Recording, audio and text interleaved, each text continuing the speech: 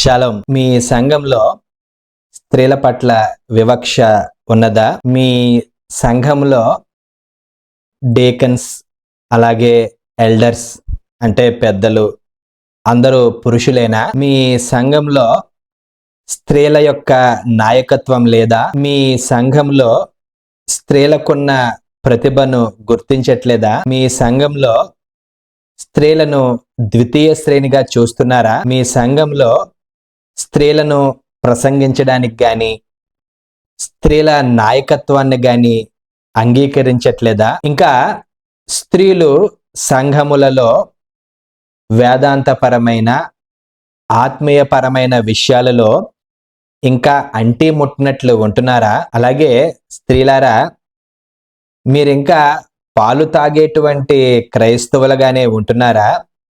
ఆధ్యాత్మిక పాఠాలలో ఇంకా ఏబిసిడీల్లోనే ఉన్నారా? స్త్రీలారా, మీ కుటుంబాన్ని, మీ భర్తని కావచ్చు, మీ పిల్లల్ని కావచ్చు, మీ యొక్క మనవరాళ్ళ సంతానాన్ని కావచ్చు, వారి ఆధ్యాత్మిక జీవితాలని ప్రభావితం మీరు చేయట్లేదా? అయితే మీ సంఘము క్రీస్తు సంఘము కాదు. అలాగే స్త్రీలారా, మీరు మాదిరికరంగా జీవించట్లేదు. ఇది నేను అంటున్న విషయం కాదు, కానీ బైబిల్లో ఉన్న అనేకమైన స్త్రీల గురించి మనము నేర్చుకుంటే నేను పై చెప్పిన విషయాల్లో అనేకమైనవి మరి బహిర్గతం చేయబడతాయి. మరి బైబిల్లో ఉన్న స్త్రీల వలె మాదిరి జీవితం జీవించడం లేదు అనే విషయాన్ని ఈ స్త్రీల బైబిల్ స్టడీ కార్యక్రమం ద్వారా మరి మీకు నేను తెలియచేస్తున్నాను. ఇంకా చెప్పాలంటే కుటుంబాలలో, క్రైస్తవ జీవితాలలో లేదా సంఘాలలో స్త్రీలు పనికి వచ్చే పనులు చేయట్లేదు, ఇండైరెక్ట్ గా పనికి మాలిన పనులు చేస్తున్నారు అని అర్థము. ఇంకొంచెం మనం ముందుకు వెళ్ళినట్లయితే అపోస్తలుడైన పౌలు కొరింథీయులకు రాసిన మొదటి పత్రిక 1వ అధ్యాయము 11వ వచనంలో ఒక స్త్రీ గురించి వ్రాయబడింది. ఒకే ఒక్క వచనం గురించి వ్రాయబడింది. ఆ స్త్రీని గురించి మనం నేర్చుకుంటే ఈరోజు మనకి కావలసిన అనేకమైన ఆధ్యాత్మిక పాఠాలను మనం నేర్చుకుంటాం. ఆ 1వ అధ్యాయము 11వ వచనంలో ఉన్న స్త్రీ పనికి వచ్చే పని చేసింది. ఆ స్త్రీ చేసిన దాన్ని బట్టి 2000 సంవత్సరాల తర్వాత కూడా మనం అందరం కూడా ఇంకా క్రీస్తునే, ప్రభువునే ఆరాధన చేస్తున్నాం. ఆ రోజుల్లో ఆ స్త్రీ ఆ పని చేసి ఉండకపోతే ఈరోజు క్రీస్తు సంఘము ఇంకా ముక్కలు అయిపోయి క్రీస్తుని ఆరాధించకుండా మనము ఇంకెవరినో ఆరాధన చేస్తూ ఉండేటువంటి వారము. ఏదో ఒక బోధకుడిని విగ్రహము చేసుకుని లేదా ఆయన ఫోటో పెట్టుకొని ఆయన్ని ఆరాధన చేస్తూ ఉండేవారము. అలాగే ఏ కాపరి విగ్రహాన్నో ఇంట్లో పెట్టుకొని రోజు కూడా కొబ్బరి నూనె లేదా రోజు కూడా వాటి మీద ఆ యొక్క పాలు లేదా ఆ యొక్క తైలము పోసి ఆ పాస్టర్ గారి ఫోటోని మనం ఆరాధన చేస్తూ ఉండేటువంటి వారిమి. లేదా ఒక సేవకుడు ఫోటోనో లేదా ఒక పరిచారకుడు ఫోటోనో పెట్టుకొని మనం అందరం కూడా ఆ రోజు ఆ స్త్రీ అలాగ చేసి ఉండకపోతే ఈరోజు మనము ఈ యొక్క విగ్రహాలను లేదా మన చేతులతో తయారు చేసుకుంటున్న ఆ యొక్క విగ్రహాలను ఆరాధిస్తూ ఉండేటువంటి వారము. ప్రభువుని మాత్రమే ఆరాధనకు యోగ్యుడిగా ఎంచకుండా ఎవరి పునాదులు వారు వేసి ఉండేటువంటి వారము. ఇంతకీ ఎవరు ఆ స్త్రీ? ఆ స్త్రీ ఏమి చేసింది? ఆ స్త్రీ ఏమి పనికి వచ్చే పని చేసిందో ఈ సాయంకాలం ఉమెన్స్ బైబిల్ స్టడీ కార్యక్రమంలో మనము క్లుప్తంగా నేర్చుకుందాము. కార్యక్రమంలోనికి మనము ముందుకు వెళ్ళక ముందు ప్రారంభ ప్రార్థన. మన ముందు శ్రీమతి గ్రేస్ రాణి గారు ఉన్నారు, హైదరాబాద్ నుండి. మరి అడిగిన వెంటనే కాదనకుండా ప్రార్థన చేసి వీడియో పంపించారు. సిస్టర్ గారి ప్రార్థనతో ఈ సాయంకాలపు ఉమెన్స్ బైబిల్ స్టడీ కార్యక్రమాన్ని మనము ప్రారంభించుకుందాము. ప్రార్థన. దేవుని పరిశుద్ధ నామమున మీ అందరికీ వందనాలు. చిన్న ప్రార్థన చేసుకుందాం. పరిశుద్ధమైన దేవ, కృపగల తండ్రి, జీవంగల నాయన, నీ పరిశుద్ధమైన ఘనమైన శ్రేష్టమైన నామమునకు వందనములు, స్తోత్రములు మా ప్రభువ. ప్రత్యేకించి ఈ సమయం రాష్ట్ర ప్రదీప్ అని జ్ఞాపకం చేసుకుంటూ తండ్రి, బిడ్డ మరి పరిశుద్ధ గ్రంథం నుంచి స్త్రీలను ప్రత్యేకించుకొని తండ్రి, ప్రతి వారం కూడా తండ్రి మరి యూట్యూబ్ సిరీస్ ద్వారా ప్రభువ ధ్యానాంశములను సిద్ధపరిచి మాకు అందిస్తుండగా బిడ్డను మీరు మెండుగా ఆశీర్వదించి దీవించండి తండ్రి. తన పరిచర్యను, తన కుటుంబాన్ని ఆశీర్వదించి దీవించండి. ఇదే రీతిగా మా ప్రభు అనేక మంది బిడ్డలకు ఆశీర్వాదకరంగా బిడ్డ నిలబెట్టుకొని మేము కూడా మా ప్రభు మరి యొక్క గ్రంథంలో ప్రభు మరి నీవు ముద్రించిన స్త్రీలను ప్రభు గురించి మేము తెలుసుకొని ప్రభు మా జీవితాలను కూడా సరి చేసుకొని నీ కొరకు జీవించే కృప మాకు దయచేయమని మా ప్రభు యేసుక్రీస్తు పేరట వేడుకొంచున్నాం తండ్రి. ఆమేన్. ఆమేన్. మరి సిస్టర్ గారికి మన అందరి తరపున శుభాలు తెలియచేస్తున్నాను. దేవుడు మిమ్ములను, మీ కుటుంబమును బహుగా దీవించి ఆశీర్వదించునుగాక. ప్రతి ఆదివారము రాత్రికాల సమయంలో 9 గంటలకు మరి ఉమెన్స్ బైబిల్ స్టడీ కార్యక్రమాన్ని మనము జరిగిస్తున్నాము. ప్రతి ఆదివారము all the women of the Bible గ్రంథంలో ఉన్న ప్రతి స్త్రీని గురించి ఏమి నేర్చుకోవచ్చు, ఏమి నేర్చుకోకూడదు, అన్లర్న్, డీలర్న్, ఇవన్నీ కూడా మనము చేస్తున్నాం. మరి ఈ రోజు మన లిస్ట్ ప్రకారము, మరి మీ దగ్గర ఆ లిస్ట్ ఉన్నది. మన లిస్ట్ ప్రకారము అపోస్తలుడైన పౌలు కొరింథీయులకు రాసిన మొదటి పత్రికలో మొదటి అధ్యాయంలో ఉన్న స్త్రీ క్లో CHLOE, ఆ స్త్రీ గురించి క్లుప్తంగా నేర్చుకుందాము. దయచేసి పడుకొని గాని జారబడ గాని చూడొద్దు. మీ సంఘాల్లో ఎలాగైతే భక్తి శ్రద్ధలతో కళ్ళు అప్పగించుకొని పాస్టర్ గారి వైపు చూస్తూ ఆరాధిస్తారో అలాగే వీక్షించాలని, ఆఖరిలో ప్రార్థనలో ఏకీభవించాలని హృదయపూర్వకంగా కోరుతున్నాను. క్లోయే ప్రొనౌన్సియేషన్ ఎలాగ ఇంగ్లీష్లో పలకాలంటే క్లోయి అని పలకాలి, తెలుగులో క్లోయే. ఇది ఒక గ్రీకు పదమండి. మరి దాని మీనింగ్ ఏంటంటే వసంత కాలంలో, ఆ స్ప్రింగ్ సీజన్లో వచ్చేటువంటి పచ్చదనము, గ్రీన్, అలాగే ఫ్రెష్, తాజా, అలాగే బ్లూమింగ్, వికసించే. అంటే మన పిల్లలకి ఎవరికైనా భవిష్యత్తులో పేర్లు పెట్టాలంటే క్లో అని పెట్టవచ్చు. మంచి మీనింగ్ అండి. ఇది ఫెమినిన్ జెండర్, అంటే స్త్రీలకు ఉపయోగించేటువంటి గ్రామర్లో ఈ పదం ఉన్నది కాబట్టి ఖచ్చితంగా క్లోయే అనగానే అది ఒక స్త్రీ. మరి కుటుంబం గురించి కానీ, భర్త వివరాలు కానీ, పిల్లల గురించి కానీ, మరి పరిచర్య గురించి కానీ ఎక్కడా కూడా బైబిల్ గ్రంథంలో మరి విశదీకరించి వ్రాయబడలేదు. కానీ బైబిల్లో ఒక చిన్న క్లూ ఒకే ఒక వచనంలో ఉన్నది. దయచేసి అందరూ చూడాలని కోరుతున్నాను. అపోస్తలుడైన పౌలు కొరింథీయులకు రాసిన మొదటి పత్రిక మొదటి అధ్యాయం 11వ వచనంలో క్లోయే ఇంటివారు అనే పదాన్ని మనము చూస్తాం. మరి గ్రీకు ట్రాన్స్లేషన్ ఎలాగుందంటే తెలుగులో మనకి క్లోయే ఇంటివారు అని ఉన్నది.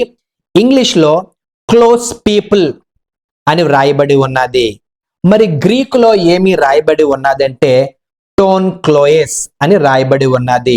అంటే దోస్ ఆఫ్ క్లో, అంటే ఆ వ్యక్తికి సంబంధించిన ప్రజలు అని మాత్రమే మనం అర్థం చేసుకోవచ్చు. ఏమో కుటుంబమే కావచ్చు, లేదా ఆ రోజుల్లో గ్రీకుల దగ్గర, రోమియుల దగ్గర ఉండేటువంటి ఆ బానిసలు కావచ్చు, లేదా తన యొక్క బంధువర్గం కావచ్చు, స్వయంగా తన పిల్లలే కావచ్చు, ఇంకా ఒక నాయకురాలిగా ఉండి ఉండవచ్చు, ఒక నాయకురాలుగా ఉండి తన ప్రజల్ని పరిపాలిస్తున్న వారు అయ్యి ఉండి ఉండవచ్చు, తాను ఒక నాయకురాలిగా ఉండి పరిపాలించేటువంటి కొంతమంది జనాంగం అయ్యి ఉండి ఉండవచ్చు. క్లోజ్ పీపుల్ అంటే ఆ క్లోయే ఇంటివారు. అంటే స్థలము ఎక్కడో రాయబడలేదు, కానీ ఆ హిస్టరీని మనం కొంచెం తెలుసుకుంటే వేదాంత పరంగా ఈ స్త్రీ ఎఫెసు ప్రాంతంలో ఉండేటువంటిది. ఆ జనాంగము క్లోయే ఇంటివారు కూడా ఎఫెసు ప్రాంతానికి చెందినవారు. అయితే ఎఫెసీ ప్రాంత వాసులు అయి ఉండవచ్చని కూడా మనం అర్థం చేసుకోవచ్చు. వారు ఏం చేశారు? ఈ క్లోయే సంబంధించిన ప్రజలు ఈ విషయాన్ని కొరింథులో ఆ యొక్క పౌలు భక్తుడికి మరి జరుగుతున్న విషయాన్ని వారు ఆ యొక్క పౌలు భక్తుడికి తెలియచేశారు. క్లోయే ఇంటివారు ఏదో విషయాన్ని తెలియచేశారు. దాని గురించి మనం క్లుప్తంగా ధ్యానం చేద్దాం. బాగా లింక్ మిస్ అవ్వద్దండి. మ్యారేజ్ గురించి కూడా మనకి తెలియదు. అయితే మరి మ్యారేజ్ అయ్యి ఉండవచ్చు అని కూడా చరిత్రకారులు చెప్తున్నారు. మరి హస్బెండ్, భర్త క్రైస్తవుడిగా క్రైస్తత్వాన్ని అంగీకరించలేదు కాబట్టి తన భర్త గురించి ప్రస్తావించలేదని కూడా చరిత్ర మనకి చెప్తున్నదండి. ఎందుకు ఈ విషయాల్ని మనం ధ్యానం చేయాలంటే, ఆయా ప్రాంతాల్లో ఆయా జనాంగాల్లో ఆ యొక్క క్రీస్తు సంఘములో, ఆది సంఘములో అనేక మంది ఎక్కువగా ఎవరు ఉండేటువంటి వారంటే యేసుక్రీస్తు ప్రభు పరిచర్యలో, పౌలు భక్తుడు పరిచర్యలో ఎక్కువగా స్త్రీలు ఉండేటువంటి వారు. ఇంకొంచెం మనం ముందుకు వెళ్తే ఇంకా ఈ క్లోయే గురించి మనం ఏమి నేర్చుకోవచ్చు అంటే, క్లో అనేటువంటి పదమండి ఉదాహరణకి అది మొదటి పేరు, ముద్దు పేరు అని అనుకోవచ్చు. మన ఇంట్లో కూడా పెట్ నేమ్స్ ఉంటాయి కదండి. ఉదాహరణకి నా పేరు ఎస్ మనోహర్ ప్రదీప్, కానీ నా ప్రియులు, నా ఆత్మీయులు, నాకు సంబంధించిన వారు, నన్ను ప్రేమించేటువంటి వారు నా పేరు వికీ అని పిలుస్తారు. అంటే ఎవరైనా నన్ను వికీ అని పిలిచారంటే నాకు బాగా క్లోజ్ అని అర్థము. అలాగే పౌలు భక్తుడు ఈ యొక్క ప్రిస్కిల్లాని, ఫీబేని, అలాగే క్లోయేని మొదటి పేరుతో పిలిచాడు.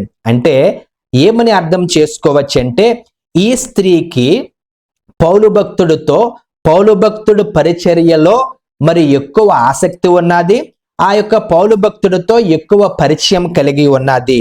సో పౌలు భక్తుడు మరి చాలా క్లోజ్ గా పరిచర్యలో ఉండేటువంటి వ్యక్తి గనక ఆ స్త్రీ గురించి రాస్తూ మొట్టమొదటి పేరు క్లోయే అని రాశాడని ఆ చరిత్ర ద్వారా, ఆ యొక్క గ్రామర్ ద్వారా మనం అర్థం చేసుకోవచ్చు.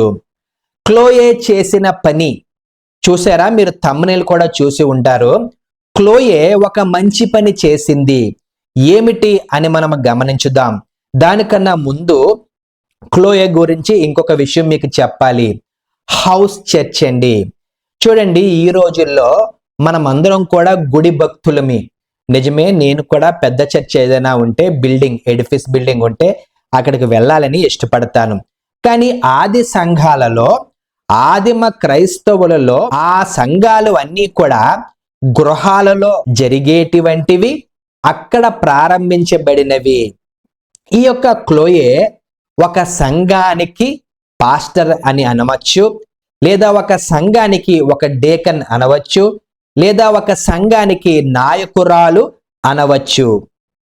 తన సొంత గృహాన్ని సంఘముగా మార్చి అనేక మందికి మాదిరిగా తన నాయకత్వపు లక్షణాలతో అనేక మందిని ప్రభువు వైపు తిప్పిన స్త్రీ ఈ క్లోయే.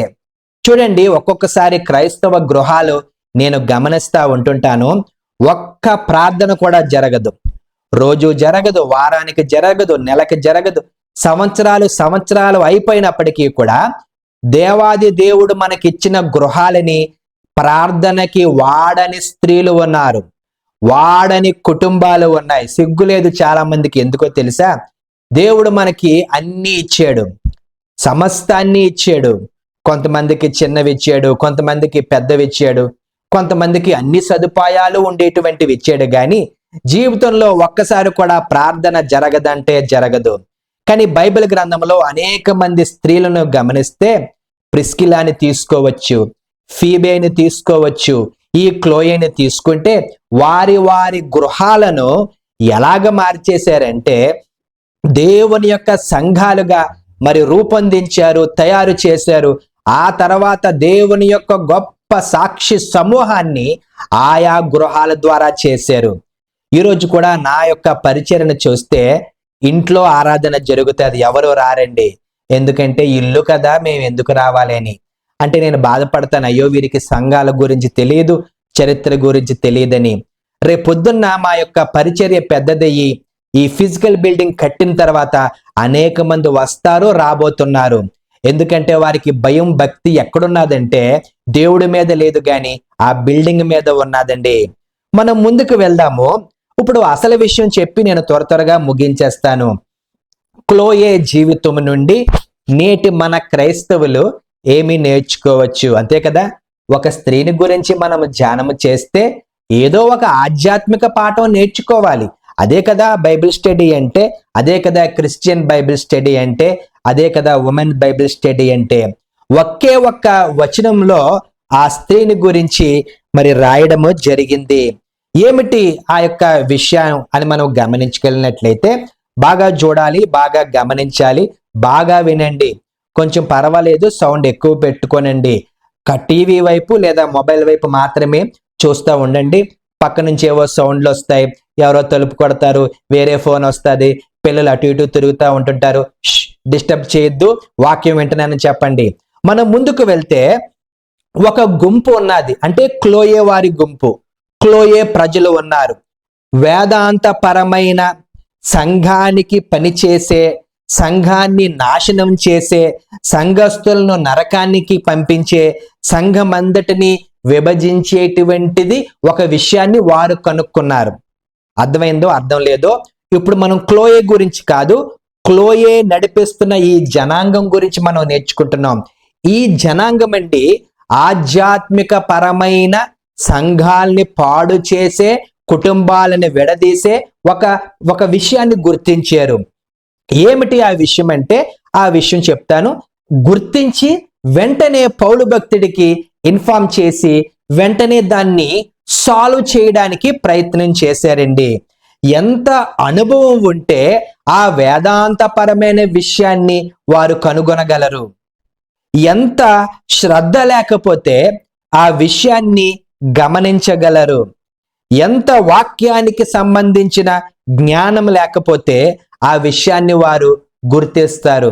చాలా లోతైన మర్మం అండి, చాలా అర్థం కాదు. ఒక్కొక్కసారి ఒకే ఒక వచనంలో చాలా టన్నుల కొద్దీ మనకి మెటీరియల్ ఉన్నది. అంత జ్ఞానం కలిగిన ఆ కుటుంబానికి, అంత జ్ఞానం కలిగిన ఆ జనాంగానికి, అంత జ్ఞానం కలిగిన ఆ ప్రజానీకానికి ఈ క్లోయే నాయకురాలు. హల్లెలూయా. చూడండి, ఒక గుంపు సంఘంలో జరుగుతున్న అతి భయంకరమైన వేదాంతపరమైన కంటికి కనిపించని ఒక విషయం తప్పు జరుగుతుంటే వారు వెంటనే పట్టుకున్నారు. అంటే వీరిని తయారు చేసిన క్లోయే ఎంత గొప్ప నాయకురాలో కదా. ఈమె ఒక పరిచారకురాలు, ఈమె ఒక నాయకురాలు. ఈ క్లోయే, ఈమె ఒక బోధకురాలు. తన జనాంగానికి అంత భయభక్తులు, భక్తి శ్రద్ధలు అన్నీ ఉన్నాయంటే ఎంత మాదిరి జీవితం జీవించిందో కదా ఈ క్లోయే. ఈ క్లోయే ఎంత ప్రభావితం చేసిందో కదా తన యొక్క జనాంగం మీద.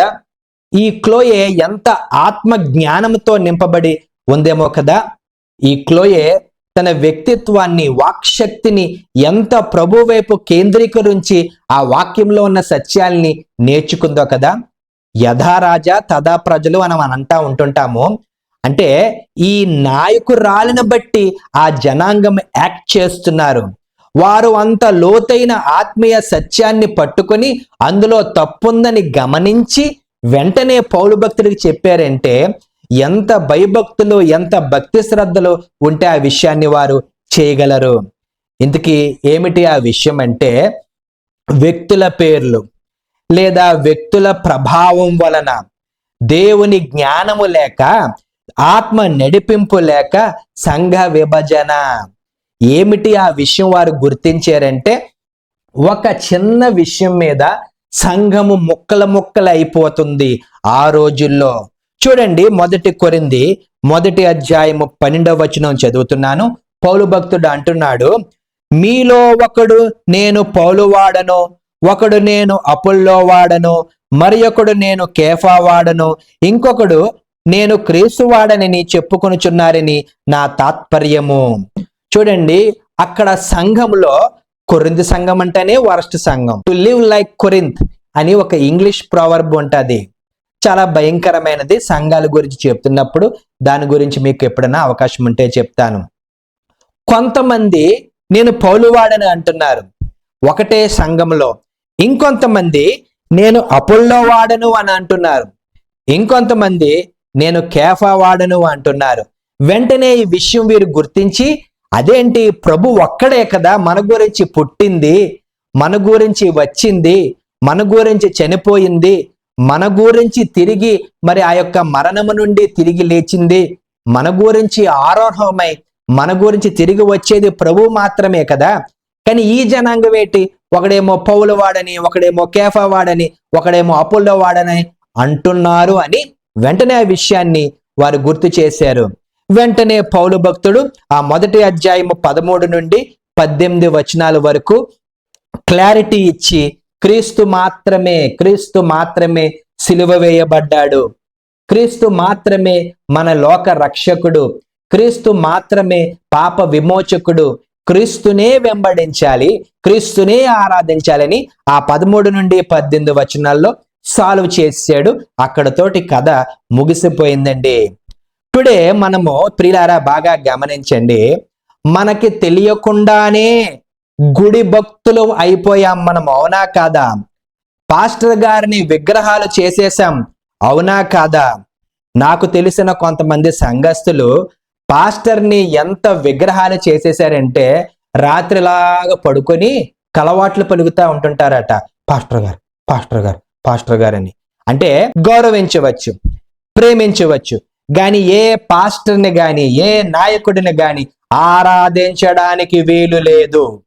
తెలియకుండా మనం ఏం చేస్తున్నామంటే ఆ గుడిని చూసి, ఆ బిల్డింగ్ను చూసి ఆ గుడిని ఆరాధించేస్తున్నాం, అవునా కాదా? సెలబ్రిటీ స్పీకర్స్ కి మనము దాసులం అయిపోయామండి, అవునా కాదా? సెలబ్రిటీ స్పీకర్స్ చెప్తేనే ఆ ఆత్మీయ సత్యాన్ని వినేటువంటి క్రైస్తవులు నాకు తెలుసు, నన్ను అడగండి, నాకు తెలుసు. ఆ ఆత్మీయ సత్యాలు ఇంకా ఎవరు చెప్పినా వినరు. దేవుడు చెప్పినా ఒకవేళ డైరెక్ట్ గా వచ్చేసి చెప్తే వినరేమో, లేదు ఆ పాస్టర్ గారే చెప్పాలి, ఆ పాస్టర్ అమ్మే చెప్పాలి అనేటువంటి వారు ఉన్నారు. వారికి మనం ఎవరో తెలియకపోయినా గుడ్లప్పగించుకొని చూసేటువంటి మరి వ్యక్తులు లేరా? ఆ వ్యక్తి కార్యక్రమం మాత్రమే చూసేటువంటి వారు లేరా? వారికి మాత్రమే కానుకలు పంపించేటువంటి వారు లేరా? సిగ్గు లేదు చాలా మంది క్రైస్తవులకి. భయం లేదు, భక్తి లేదు, విశ్వాసము లేదు, వాక్యము లేదు, వాక్యములో ఉన్న సత్యము తెలియదు. గాని అందుకే అంటారు అంధభక్తులు, హిందీలో అంధభక్స్ అని అంటారు. చూడండి, జీవమునిచ్చిన దేవుని మరిచిపోయి ఆ రోజుల్లో కొంతమంది అంటున్నారట, నేను పౌలు వాడిని, నేను కేఫా వాడిని, నేను అపోల్లో వాడిని. చూడండి, జీవమునిచ్చిన దేవుని మర్చిపోయి నేను ఆ సంఘం వాడిని, ఆ వ్యక్తి ఫాలోవర్ని, లేదా ఆ మినిస్ట్రీ ఫాలోవర్ని, నాది ఆ డినామినేషను, మా డినామినేషన్ అమ్మాయినే మాకు ఎతకాలి, మాలో మాకే వెతకాలి అనేటువంటి వ్యక్తులు మనలో లేరా? ఒకసారి మనము గమనించాలండి. మేరీ మాత ఆరాధికులం అయిపోయాము, హైదరాబాదు ఆరాధికులం అయిపోయాము, అదేదో బెల్లమో సున్నమో ఉంటది కదా, ఆ ఊరు ఆరాధికులం అయిపోయాము. వారు చెప్తేనే మనం వింటున్నాము, మిగతా మనం వినట్లేదు. ఆరాధన చెయ్యకూడదు, ఆరాధన చెయ్యకూడదు. ప్రేమించవచ్చు, గౌరవించవచ్చు. చర్చ్ బిల్డింగ్ ను చూసి నువ్వు చర్చికి వెళ్తున్నావా లేదా ఒకసారి మనం ప్రశ్నించుకోవాలి. పాస్టర్ మొహాన్ని చూసి నువ్వు వెళ్తున్నావా లేదా? పాస్టర్ ఒకవేళ షిఫ్ట్ అయినా, పాస్టర్ ప్లేసు మార్చినా అక్కడికే వెళ్తున్నావా లేదా? ఒకసారి ఆలోచన చేద్దాం. పాస్టర్ గారు ఊరెళ్తే చర్చి మానేస్తున్నావా లేదా? ఒకసారి మనం ఆలోచన చేద్దామండి. ఇంకొక డినామినేషన్తో, ఇంకొక గ్రూపుతో, ఇంకొక దైవ సేవకులతో ఏ విధమైన సంబంధం లేకుండా తెలిసి తెలియకుండానే మనము కూడా కొంతమందిని పౌలు వాళ్ళమని, కొంతమందిని ఏమో చూసి అపోల్లో వాళ్ళమని, ఇంకొంతమందిని మాదిరిగా ఈ యొక్క కేఫా వారమని మనము కూడా కొరింథీ సంఘంలో ఉన్న జనాంగం అయిపోయాము, అవునా కాదా? ఎంత విడ్డూరమో, ఎంత దౌర్భాగ్యమో ఒకసారి మనం ఆలోచన చేసుకోవాలి. చాలా మంది క్రైస్తవులకి మరలా చెప్తున్నాను, సిగ్గు శరము లేదు, భయభక్తులు లేదు, వాక్యములో ఉన్న సత్యము తెలియదు, వాక్యపు అనుభవము లేదండి.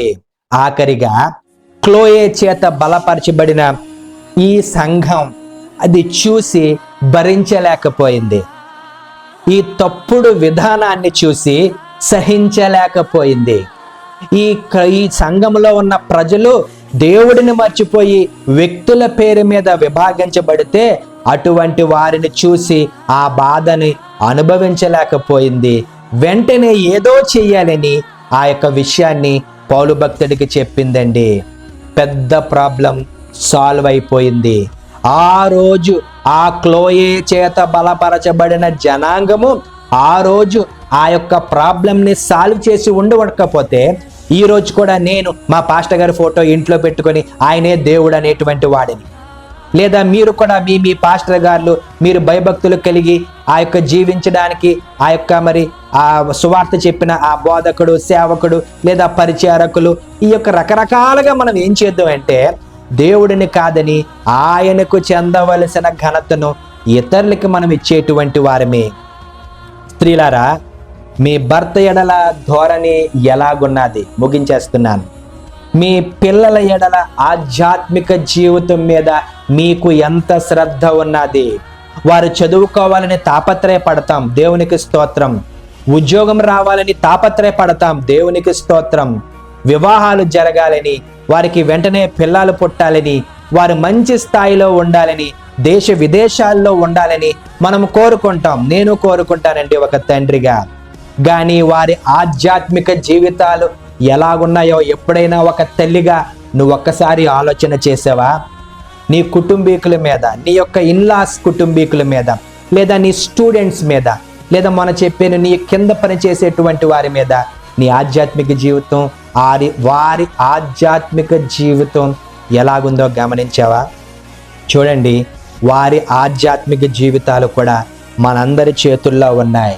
క్లోయే గొప్ప నాయకురాలు. ఆధ్యాత్మికంగా ఒక గుంపుని ఎంత పవర్ఫుల్గా, స్ట్రాంగ్గా తయారు చేసిందంటే ఎంతో ఆత్మీయతలో. ఈరోజు మనకి సంఘము ఎంత దరిద్రం ఉన్నా పర్లేదు, సంఘములో ఎంత చెత్త ఉన్నా పర్వాలేదు, సాతానుడు సింహాసనం వేసుకొని కూర్చుండి ఉన్నా నీకు తెలిసినప్పటికీ కూడా అక్కడికే మనం వెళ్తాం.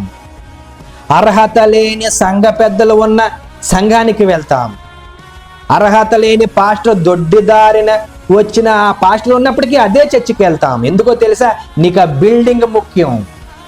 నీవు చనిపోతే వాళ్ళు వచ్చి ఏడుస్తారు కదా అని ఆ ఏడుపు ముఖ్యం. కానీ జీవించుచున్న నువ్వు ఎలాగ జీవించాలని నీకు అస్సలు ఆ యొక్క ఆలోచనే లేదు. మీలో అందరూ కూడా ప్రియారా గమనించండి, స్త్రీలారా, మీరు నాయకులు అవ్వాలి. ఎస్, మీరు నాయకులు అవ్వాలి.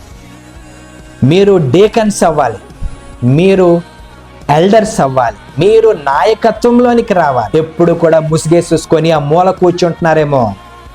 ముసుగు అది ఒక కమాండ్ కాదు, అది ఒక ఆజ్ఞ కాదు. పురుషాధిక్యత కలిగిన ప్రపంచం బోధలు ఏం చేస్తున్నాయంటే ఇలాగ తయారు చేసి పాడేశారు మన స్త్రీల సమాజాలని. మీరందరూ కూడా ఒక మాదిరిగా ఉండాలని నా తాపత్రయం తెప్పించి మిమ్మల్ని తిట్టాలనో బాధపరచాలనో నా ఉద్దేశం కాదండి. స్త్రీలు బైబిల్ గ్రంథంలో ఆ రోజుల్లో బైబిల్ కాలేజీలు లేవు, ఆ బోధకులు లేరు. అయినప్పటికీ ఒక సాటి స్త్రీ, ఒక చిన్న స్త్రీ ఎంత గొప్ప జనాంగాన్ని తయారు చేసిందంటే మన ఊహలకి ఎప్పటికీ అర్థమవుతుంది. నాకు తెలిసి మీరు చూస్తున్నారు, కానీ ఈ పాఠం మీకు ఎంతమందికి అర్థమైందో నాకైతే తెలియదండి. మంచి సాక్ష్యాన్ని సొసైటీలో, మంచి సాక్ష్యాన్ని నీ కుటుంబంలో, మంచి సాక్ష్యాన్ని నీ సంఘంలో అమ్మో అనాలి తప్పించి మిమ్మల్ని చూసి మూతి తిప్పుకొని పక్కకు వెళ్ళిపోయేటువంటి జనాంగాన్ని మీరు తయారు చేయవద్దండి. యేసుక్రీస్తు ప్రభువు మగవారైన తన శిష్యుని నమ్మలేదు కాబట్టే స్త్రీలకి సువార్త పాఠాన్ని అప్పగించాడు, సువార్త భారాన్ని స్త్రీలకు అప్పగించాడు. పౌలు భక్తుడు తన యొక్క పరిచర్యలో 19 మంది స్త్రీల గురించి వ్రాస్తాడండి. అంటే స్త్రీలకి ఎంత ప్రాధాన్యత ఇచ్చారో కదా. కానీ ఈ రోజుల్లో పాస్టర్ అనగానే మన మనసులోకి మొగోడే గుర్తుకొస్తాడు, డేకన్ అనగానే మొగోడే గుర్తుకొస్తాడు, ఎల్డర్ అనగానే మొగోడే గుర్తుకొస్తాడు. నా యొక్క కళ అందరూ కూడా స్త్రీలు ఉండాలి, స్త్రీలు కూడా నాయకత్వంలోనికి రావాలి, స్త్రీలు కూడా పరిచర్య చేయాలి, అనేక మందికి మాదిరికరంగా ఉండాలి. మీలో గొప్ప శక్తి ఉన్నది, అటువంటి శక్తిని మీరు వినియోగించుకోవట్లేదు. వినియోగించుకుంటే దేవుడి ద్వారా గొప్ప ఆశీర్వాదాన్ని పొందుకుంటారు. మిమ్మల్ని బట్టి దేవుడి నామము ఘనపరచబడుతుంది. దేవుడి పరిశుద్ధ వాక్యాన్ని దీవించునుగాక. ప్రార్థన ఆశీర్వాదముతో ఈ సాయంకాలపు బైబిల్ స్టడీ కార్యక్రమాన్ని మనం ముగించుకుందాం. పరిశుద్ధమైన తండ్రి, క్లోయే గురించి నేర్చుకున్నాం ప్రభువా. గొప్ప జనాంగానికి మాదిరిగా ఉన్నది. ఆ జనాంగము లోతైన పాఠాలు ఈ రోజు కూడా మాకు అర్థమవ్వని పాఠాలు నేర్చుకున్నారంటే ఒక నాయకురాలుగా ఎంత ప్రభావితం చూపించిందో మేము ఈరోజు గమనిస్తున్నాం. మాలో కూడా అనేక మంది క్లోయే లాంటి స్త్రీలు ఉన్నారు, కానీ వారు బయటికి రాలేకపోతున్నారేమో. ఎంతమంది అయితే ఈ వాక్యాన్ని చూస్తున్నారో వారందరి మీదకి నీ అభిషేకాన్ని, నీ వాక్ చాతుర్యం కాదు కానీ నీ వాక్ శక్తిని వారందరి మీదకి పంపించి నేను సంఘములలో పాస్టర్స్గా, డీకన్స్గా, ఎల్డర్స్గా, నాయకులుగా, నాయకురాళ్ళుగా వారందరినీ నాయన వాడుకొనమని యేసునామంలో ప్రార్థిస్తున్నాం తండ్రి. ఆమేన్. తండ్రి ప్రేమ, కుమారుని కృప, పరిశుద్ధాత్మ యొక్క దీవెన కాపుదల సహవాసం ఇప్పుడు ఎల్లప్పుడు మనకు, మన కుటుంబాలకు, ఉమెన్స్ బైబిల్ స్టడీ వ్యూవర్స్కి ఇప్పుడు ఎల్లప్పుడూ సదాకాలము తోడుగా ఉంటుంది. ఆమేన్. షాలోమ్.